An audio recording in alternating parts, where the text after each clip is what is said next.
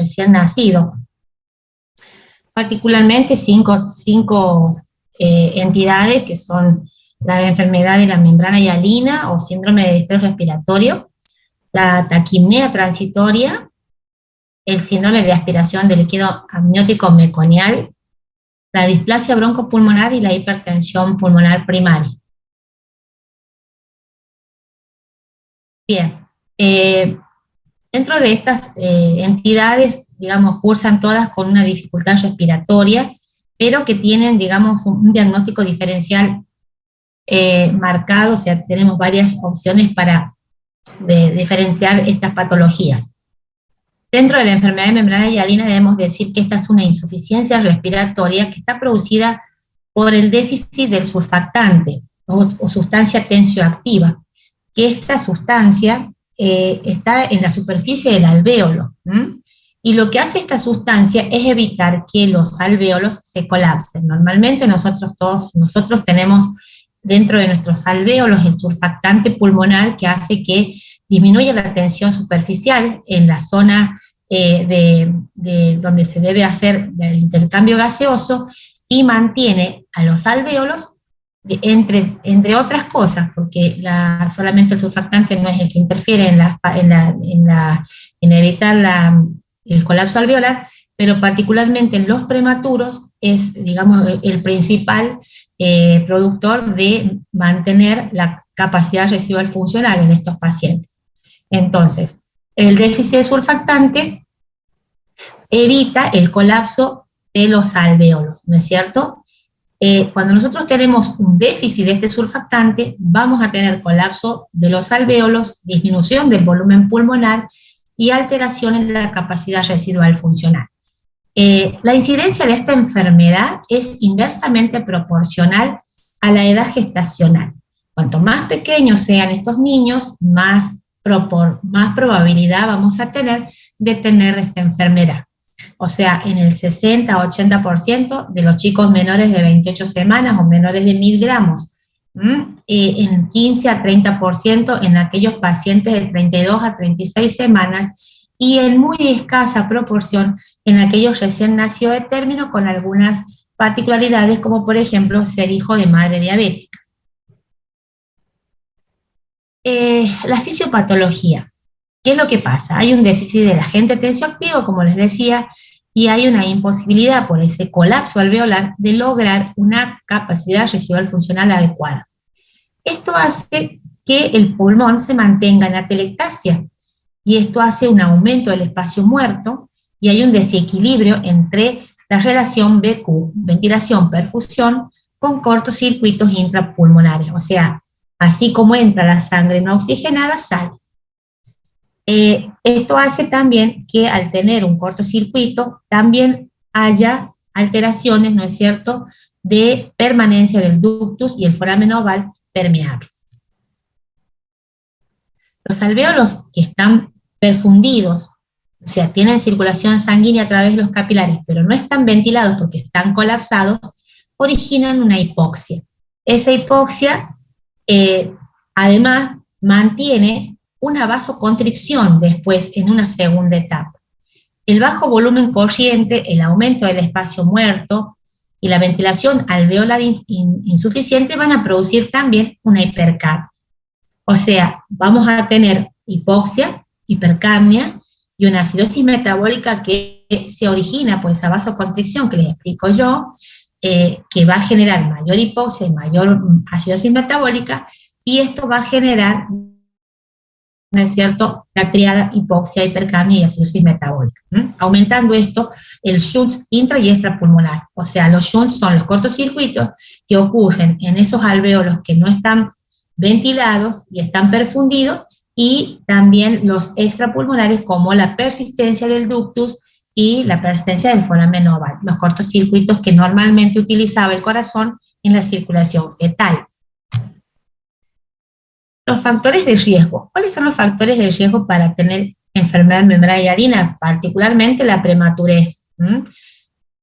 La prematurez acompañada, ¿no es cierto?, de algo muy importante que es la falta de la maduración pulmonar con el uso de corticoides prenatales. El sexo masculino, el hecho de que haya tenido hermanos previamente afectados, o sea, que ya haya tenido también antecedentes de prematurez previa, la diabetes materna, la hipotensión materna, nacimiento por cesárea sin el trabajo de parto, hemorragias del tercer trimestre, que sea el segundo gemelar, que generalmente puede ya tener un sufrimiento, ¿no es cierto?, intraútero hasta que sale el primer gemelar, hidropesía fetal y, por supuesto, la asfixia. Todo esto genera, tanto la asfixia, la hidropesía, alteraciones tanto con un consumo de surfactante ya previamente formado o la alteración, ¿no es cierto?, de la estructura del surfactante que hace que estos niños tengan la misma patología.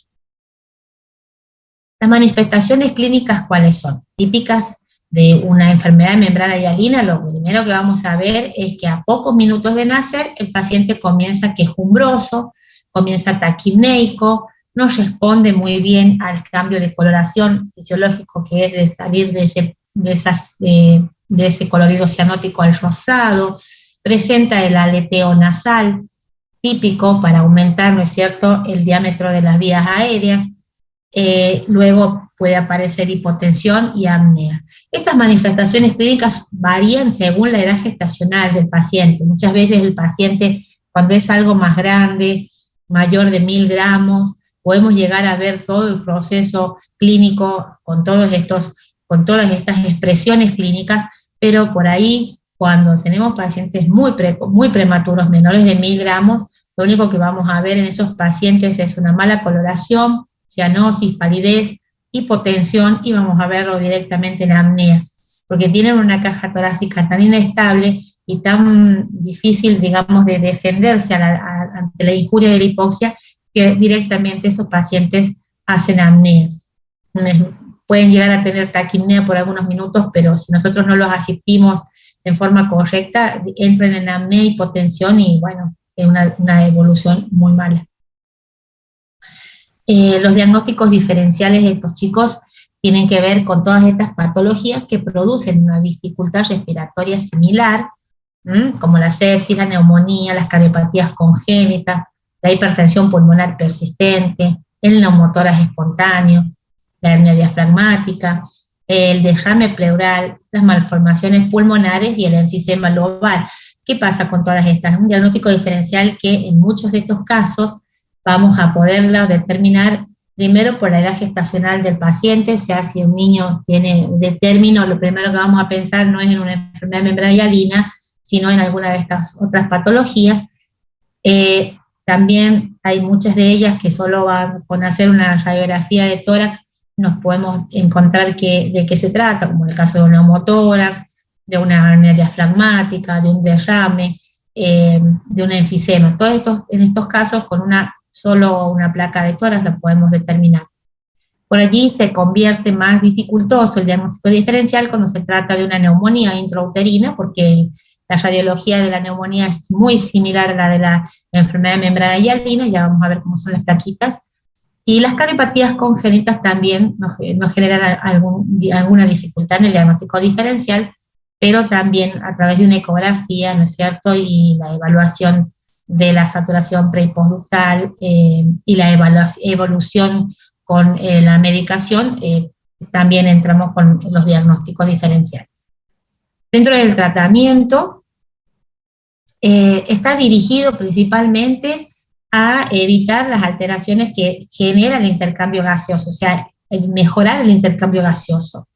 Control muy cuidadoso de lo que es tensión arterial, frecuencia cardíaca, los gases sanguíneos, la saturometría, y evaluar, ¿no es cierto?, hematocrito, glucemia, temperatura, que siempre tenemos que cuidar, y tratar en lo posible de mantener la capacidad residual funcional lo más normal posible, a través de presiones expiratorias de final de expiración, o sea, presiones de final de expiración o PEP, o manteniendo, ¿no es cierto?, con ventilación no invasiva. Cuando nosotros vemos que la capacidad residual funcional no es satisfactoria y que la gasometría no ayuda con presiones, digamos, de BNI de inicio, digamos, entre 17, 18 milímetros de mercurio y centímetros de agua, perdón, y vemos que a través del PEP no logramos una buena saturometría y una buena gasometría, tenemos que en esas 2 primeras horas hacer la intubación, o sea, colocar el tubo endotraqueal y comenzar a la aplicación del agente tensioactivo, que es el surfactante, que se hace a través del tubo endotraqueal. ¿Cómo hacemos el diagnóstico? Con la placa de tórax, principalmente, la gasometría, que es lo que nos va a dar el grado de hipoxia, el grado de acidosis metabólica, el grado de hipercapnia que pueda tener el paciente. Siempre vamos a usar una ecocardiografía para descartar, no tan solo para descartar cardiopatías congénitas, sino para evaluar la función cardíaca en un paciente crítico, ¿sí? Como así también para evaluar el diámetro del ductus y la presencia o no del foramen oval permeable. Acá van a ver ustedes las plaquitas que se ven en la placa de la izquierda, se ve una enfermedad de membrana hialina típica. Cuando uno ve esto, vamos a contar los espacios intercostales, vamos a ver que los espacios intercostales son 7, que es chiquito el pulmón, que hay una diferenciación con el corazón bastante difusa, que vemos así como un infiltrado esmerilado, como un vidrio esmerilado. Esto es típico de la enfermedad de membrana hialina. En este caso, nosotros vemos que cuanto más grave es la enfermedad de membrana hialina, nosotros vamos a ver menos diferenciado la silueta cardíaca de los pulmones.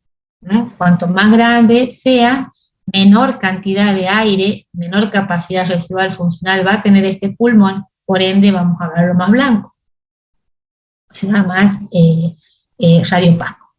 Acá en este caso, ya ven acá la colocación del tubo endotraqueal. Al estar puesto el tubo endotraqueal ya se colocó una primera dosis de surfactante y este mismo paciente tiene este pulmón en donde nosotros ya vemos mejor aireación, por eso lo vemos más claro, vemos la mayor cantidad de espacios intercostales, ya el pulmón se ha distendido bastante mejor, y podemos diferenciarlo mucho más que acá de la silueta cardíaca, ¿sí? Lo vemos más aireado. Esta es la colocación del surfactante y la mejoría del volumen pulmonar.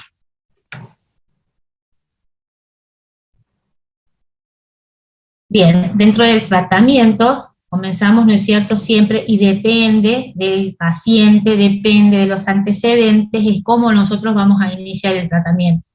Porque muchas veces cuando los pacientes son de muy bajo peso, me avisan si se corta, chicos, porque por ahí veo que se corta la imagen. ¿Me escuchan bien? Sí, se escucha. Sí, Doc, sí se escucha bien. Va bien, Doc, no se preocupe. Bien, bien.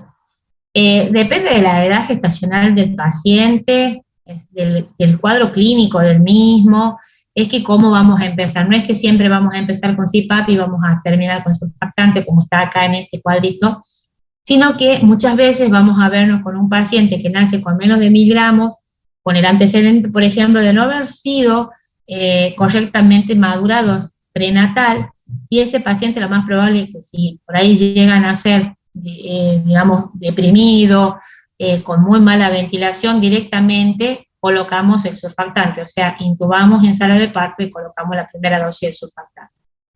Muchas veces pasa eso, pero aquel paciente que tiene una dificultad respiratoria, que nosotros vemos que se trata de una enfermedad de membrana hialina grado 1, podemos empezar con el CPAP, mejorar la capacidad residual funcional y evaluar con gasometría. También podemos hacer BNI, y hay una técnica nueva últimamente que se empezó a usar en las terapias, hace unos años he comenzado con el BNI y LISA. LISA es la instilación de surfactante a través de la vía aérea, sin la intubación con tubo endotraqueal, sino a través de una sonda. Mientras el paciente está en BNI, se coloca a través de una sondita la instilación del surfactante, y con esto evitamos la asistencia respiratoria mecánica y evitamos la intubación del paciente, ¿sí? Bueno, Normalmente estos son, digamos, los pasos que podemos hacer con un paciente dependiendo de su cuadro clínico. ¿Cuál es el objetivo de todo esto? Mejorar la oxigenación sin causar barotrauma, aún con la asistencia respiratoria mecánica tenemos que tener como objetivo no causar daño en ese pulmón, evitar la toxicidad del oxígeno y muchas veces vamos a vernos en la necesidad en estos pacientes cuando tienen muy mala evolución, a pesar de la asistencia respiratoria mecánica y a pesar del surfactante, de la utilización de BAFO o ventilación de alta frecuencia para evitar utilizar altas presiones en la asistencia respiratoria mecánica que me generen daño pulmonar, ¿sí? Las complicaciones de esta patología, particularmente, y la más probable, la más común, es la displasia broncopulmonar. También podemos tener como consecuencia, porque son pacientes críticos y multiinvadidos, la presencia de trombosis por los catéteres que utilizamos a través de las venas y las arterias de la arteria umbilical, del cierre tardío del ductus, y bueno, estas cosas son como complicación de todo este proceso, ¿no es cierto?, de una adaptación anómala a la vida extrauterina en un paciente prematuro. Bien, de Yalina, ¿les entendieron el tema, chicos? ¿Alguna duda? Bueno, están todos muy calladitos. Bueno, vamos a la segunda entidad, que es la taquipnea transitoria. Esta es una entidad que se da mucho en los chicos de término, se ve mucho, se ve bastante, porque cuando hay muchas cesáreas puedes llegar a ver mucho esto. Es digamos, una patología de recuperación rápida que tiene que ver con una adaptación lenta a la vida extrauterina, con digamos, la presencia de una taquipnea, como es una taquipnea, que generalmente requiere muy poca cantidad de oxígeno, con menos del 30% el paciente puede saturar bien. A veces solamente se presenta la taquipnea y a veces no hay requerimiento de oxígeno en esas primeras horas. Como hallazgo radiológico podemos llegar a ver un aumento de líquido, ¿no es cierto?, en el pulmón, por ahí la presencia de la marca de la cisura, por la presencia de líquido, digamos, mínimamente una cantidad de líquido a nivel pleural. Se debe a esta lenta reabsorción del líquido pulmonar en un paciente que por ahí se ha realizado una cesárea y no ha tenido un trabajo de parto previo, porque ha sido una cesárea programada. Tanto el trabajo de parto previo, digamos en tiempo y forma, va preparando el pulmón, haciendo que se genere la eliminación de casi el 50%, ¿no es cierto?, del líquido pulmonar en esa etapa del trabajo de parto. Como esto no ocurre, el paciente sale al exterior con prácticamente el 100% del líquido pulmonar que tenía y por ende le va a llevar más tiempo desembarazarse de todo ese líquido que genere la reabsorción del líquido pulmonar a través de los capilares, ¿no es cierto?, y los linfáticos, y va a ser, digamos, un proceso un poquito más lento. Por eso muchas veces esta taquipnea transitoria se la ve después de las primeras horas de vida del niño y tiene una evolución entre 24 y a veces hasta 48 horas. Siempre para diagnosticar una taquipnea transitoria debemos haber descartado cualquiera de las otras patologías que generan dificultad respiratoria y que no son, digamos, de resolución rápida como en este caso. Bien, después hay una entidad que es bastante grave, se da mucho en los chicos de término, que es la aspiración del líquido amniótico meconiano. Siempre cuando uno tiene un paciente con esta complicación, se trata de un paciente que ha tenido una injuria intraútero y que ha generado, ¿no es cierto?, estos procesos, como vimos cuando vimos asfixia, de apneas primarias y apneas secundarias, con estas inspiraciones profundas y jadeos adentro del útero, que hacen que dentro de todo ese cuadro el paciente tenga una dilatación de los esfínteres y genere una contaminación del líquido amniótico con meconio intraútero. Esto va a llevar a que este paciente, a través de esos jadeos en los procesos asfícticos, lleve el líquido meconial hacia la vía aérea y hacia los pulmones, generando una obstrucción en la vía aérea. Se observa entre el 10 a 15% de los nacimientos, generalmente de término, también posttérmino. Esta aspiración de líquido meconial genera una neumonía, ¿no es cierto?, una neumonitis inflamatoria, y en muchos casos pueden llegar a fallecer estos pacientes por una dificultad respiratoria grave que se complica con alteraciones cardiovasculares, hipertensión pulmonar. Bien, ¿qué pasa? Hay una expulsión, normalmente puede haber una expulsión fisiológica, más que todo en los chicos bien de término o en aquellos posttérmino. Pero si este paciente no tiene un sufrimiento fetal intraútero, esta expulsión fisiológica no va a llevar el meconio hacia la vía aérea. Por ende, el paciente puede nacer vigoroso, activo, con líquido amniótico meconial, y no generar, en este caso, ningún tipo de dificultad respiratoria. Pero si el paciente tiene un compromiso fetal con hipoxia, este líquido va a estar dentro de la vía aérea y va a generar esta patología. ¿Qué pasa con esa aspiración de meconio? Produce varios tipos de obstrucciones parciales y obstrucciones totales. Cuando haya una obstrucción de la vía en forma parcial, vamos a tener una dificultad que genera entrada de aire y la no salida del aire. Entonces esto va a generar zonas de distensión de los alvéolos y ruptura alveolar en algunos casos, provocando bullas. Y en otros lugares en donde directamente no pasa el aire, zonas de atelectasia. Generan varios tipos de obstrucción, tanto en la vía respiratoria baja como en la vía respiratoria alta. Y esta obstrucción no tan solo es mecánica, digamos,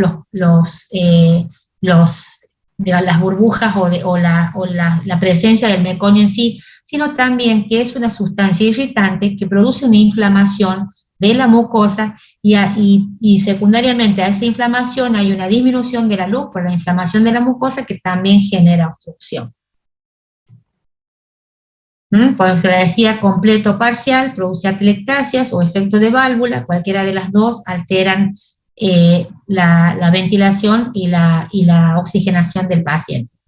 En estos casos, cuando es completa, hay atelectasia, hay acidosis, hipoxemia, hipercapnia, y si hay unas obstrucciones parciales, también puede haber la presencia de escapes aéreos por ruptura de los alvéolos y que generan una enfisema intersticial, y ese enfisema intersticial luego se convierte en un neumotórax. En el mismo pulmón podemos tener toda esta gama, o sea, zonas de atelectasia y zonas de hiperdistensión. Entonces son pacientes bastante difíciles para ser ventilados en asistencia respiratoria mecánica.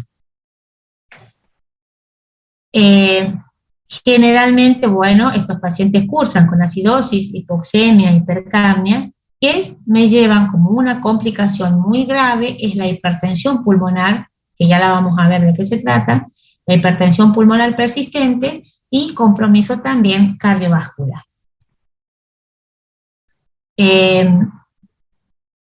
Bien, como complicaciones habíamos visto que el neumotórax y el neumomediastino, como complicaciones de esos atrapamientos aéreos, y bueno, esto puede llegar a generar un aumento, ¿no es cierto?, de la mortalidad en estos pacientes. ¿Cómo se trata? El tratamiento principal, como en todo paciente que se recibe en forma crítica, que se encuentra crítico, el cuidado, como siempre, de lo que es la temperatura, el cuidado del niño, aspirando, ¿no es cierto?, la vía aérea.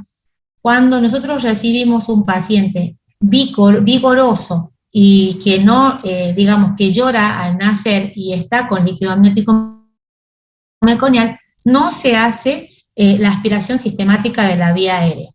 Generalmente ese paciente solamente se le aspira la boca, la nariz, y dejamos que el paciente respire activamente y se oxigene. Pero los pacientes que nacen deprimidos, o sea que están hipotónicos, con bradicardia, en apnea, deben ser intubados antes de comenzar la reanimación.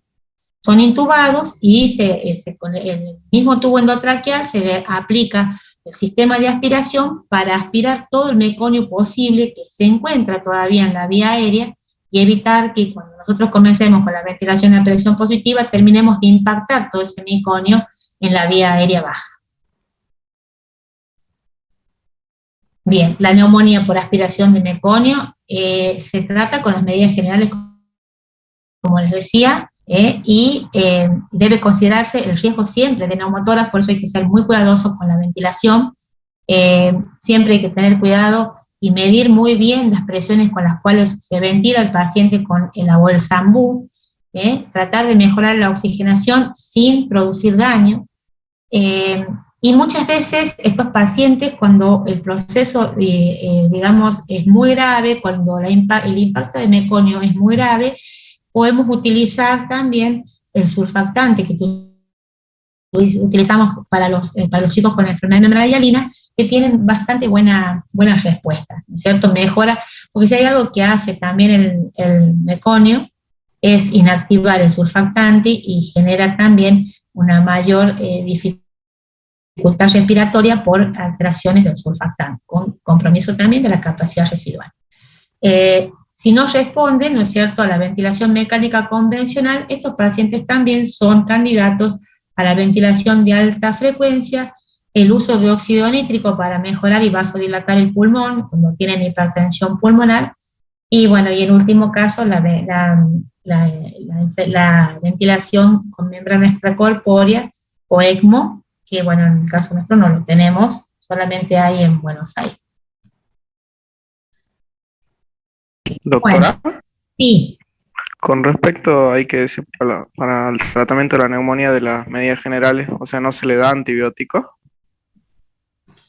En el caso de la neumonitis del meconio, ¿me dices? Sí. ¿Es solamente la neumonitis por meconio? No, porque el meconio es aséptico. Está dentro de la panza, no ha tenido, o sea, no es una materia fecal contaminada como la tuviera si estuviera fuera. Es aséptico, no tiene indicación directa de antibióticos la aspiración meconiana. Muchas veces lo que sí tiene indicación de colocar antibióticos en estos pacientes es cuando vos, a la par de la aspiración de líquido amniótico meconial, tenés el antecedente de una asfixia como consecuencia, por ejemplo, de una coriomionitis, de una ruptura espontánea prematura de membranas. Ya tenés un antecedente que te dé indicio de una sospecha de infección. En ese caso sí vas a utilizar antibióticos, pero no por el meconio en sí, sino por los antecedentes del niño. Bueno. Gracias, doc. Después tenemos esta patología que es la displasia broncopulmonar. Esta es una patología que se ve en los chicos que han nacido prematuros y que han requerido de asistencia respiratoria mecánica. Es muy común en los pacientes menores de 1000 gramos. Se define como la necesidad de suplemento de oxígeno más allá de las 36 semanas o de los 28 días de vida, lo que ocurra primero. Si este paciente, después de haber estado en asistencia respiratoria mecánica, lo pasamos a ventilación no invasiva, luego pasamos a narinas, pero pasaron 28 días de su vida después de haber nacido y todavía no puede destetarse del oxígeno, es un paciente en el cual ya le hacemos el diagnóstico de displasia broncopulmonar. O también si el paciente llegó a las 36 semanas, ¿no es cierto?, con oxígeno después de haber nacido, también es un diagnóstico de displasia broncopulmonar. ¿Por qué se dice las 36 semanas o los 28 días? Porque hay pacientes que van a llegar a los 28 días y no van a tener 36 semanas, ¿sí?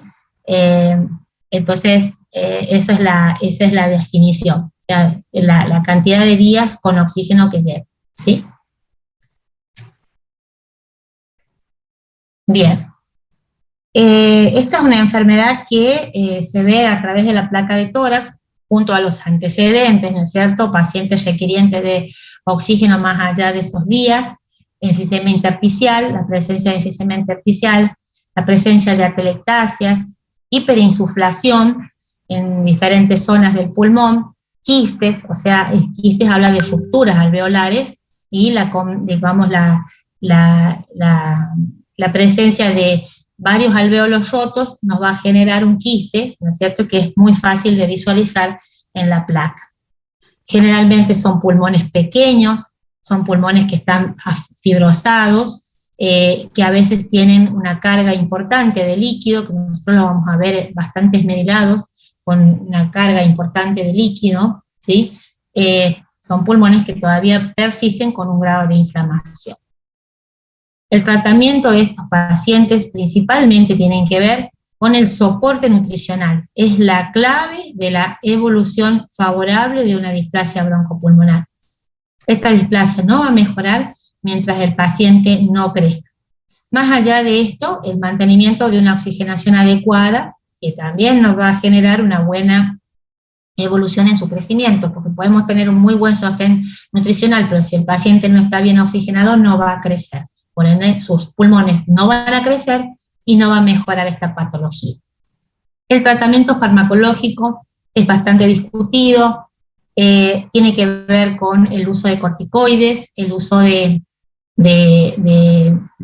broncodilatadores, el uso de diuréticos para mejorar esa retención hídrica a nivel pulmonar, pero en realidad los estudios no apuntan a una mejoría clara en todos los pacientes con estos tratamientos farmacológicos, por ende están bastante discutidos. Más todavía el uso de los corticoides postnatales, porque sabemos que generan muchas dificultades en el neurodesarrollo. Entonces, digamos, son tratamientos farmacológicos que los vamos a utilizar en pacientes bastante, digamos, cuando ya no tenemos, digamos, una buena evolución clínica, pacientes que por ahí no pueden llegar a salir de la asistencia respiratoria mecánica, que nos cuesta sacarlos. Chicos que generalmente que tienen muy mala evolución con esta patología, podemos llegar a tener la necesidad de utilizarlos en forma muy cuidadosa, como les digo, no en todos los pacientes ni como regla general. El mantenimiento de una oxigenación adecuada es fundamental, y en este caso el mantenimiento de una adecuación de la oxigenación va de la mano del uso de oxígeno, y esto va de la mano de la retinopatía del prematuro. Por ende, es que es bastante difícil por ahí mantener la oxigenación adecuada, porque no es solo colocar oxígeno en un prematuro, sino ver cuánto oxígeno necesita y cuánto oxígeno puede llegar a dañar su cerebro y sus ojos. Entonces es muy importante mantener un muy buen seguimiento de la oxigenación de estos niños. La hiperoxia en estos pacientes es lo que generalmente trae como complicación en los pacientes displásicos, la retinopatía, el uso de láser, ¿no es cierto?, para evitar el desprendimiento de retina. Y el tratamiento precoz de las infecciones es fundamental. Paciente que tiene infecciones recurrentes en estos pulmones tan dañados nos genera alta mortalidad y altas complicaciones, ¿no es cierto?, con reinternaciones, etcétera, etcétera. El pronóstico, como tiene, desgraciadamente, son pacientes que al tener el antecedente de una displasia, tienen el antecedente de un pulmón pequeño, el antecedente del uso de oxígeno, alteraciones dentro de las presiones intracraneanas. Por ende, estas pacientes son candidatos a ventilaciones prolongadas, a la presencia de hemorragias intraventriculares, a la presencia de hipertensión pulmonar como consecuencia de la displasia, la presencia de la dependencia de oxígeno más allá de la internación neonatal, que son pronósticos desfavorables tanto para la calidad de vida del paciente como para la evolución del neurodesarrollo de estos chicos. Tienen un 10 a 25% de mortalidad, y esa mortalidad está particularmente relacionada con infecciones posteriores a la alta de neo. también con insuficiencia cardiorrespiratoria asociada al cor pulmonar, que es una complicación secundaria a la displasia, y también es causa de muerte. ¿Alguna duda de la displasia, chicos? En mi parte no. No, doctora. Bien. Bueno, vamos a la hipertensión pulmonar. Esto que estábamos hablando como consecuencia de esta displasia, también es una entidad que se puede dar en distintos pacientes, particularmente lo vemos mucho en los pacientes asfixiados.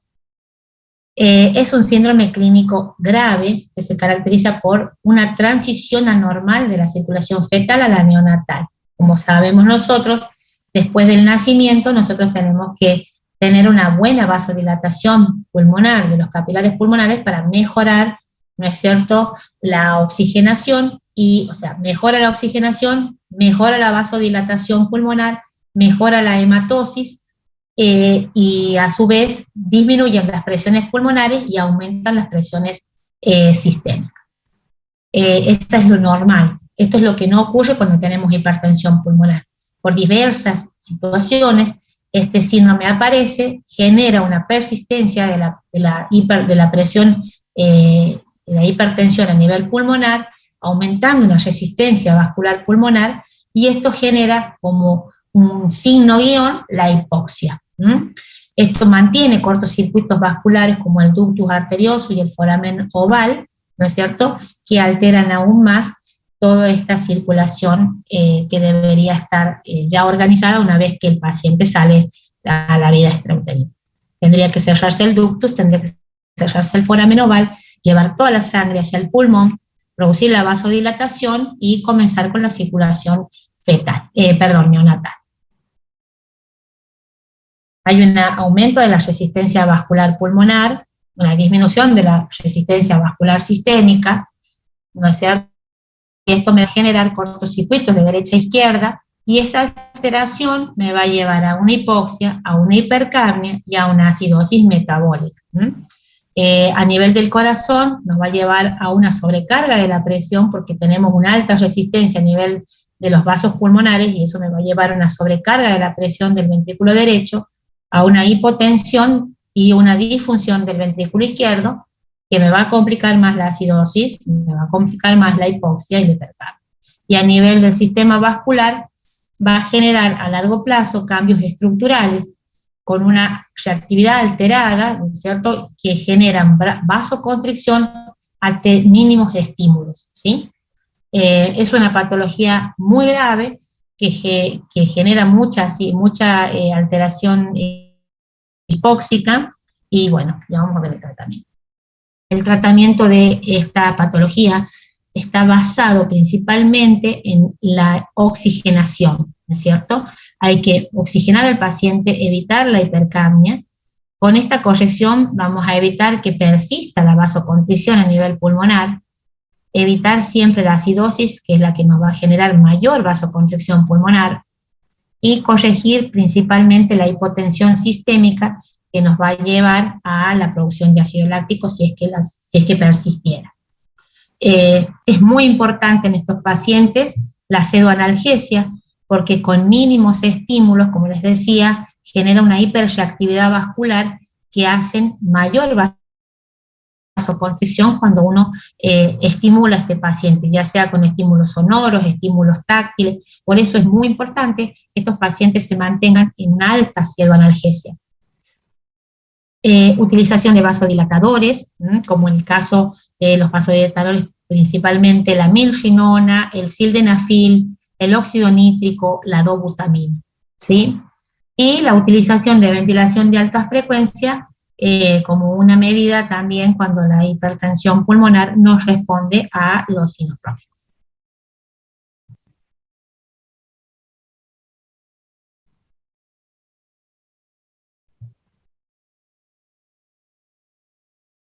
Bueno, chicos, ¿alguna duda de la hipertensión pulmonar?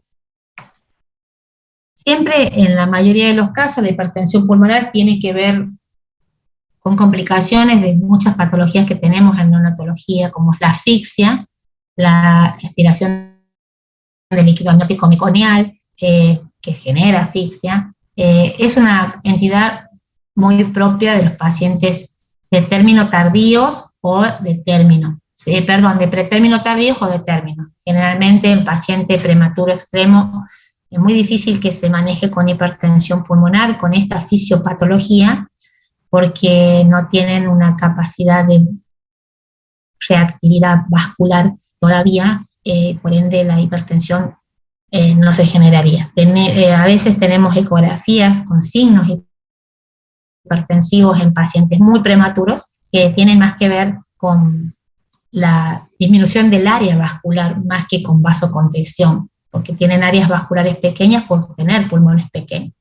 Pero generalmente la entidad de hipertensión, así como se las expliqué yo, de vasoconstricción, se da más que todo en pacientes términos.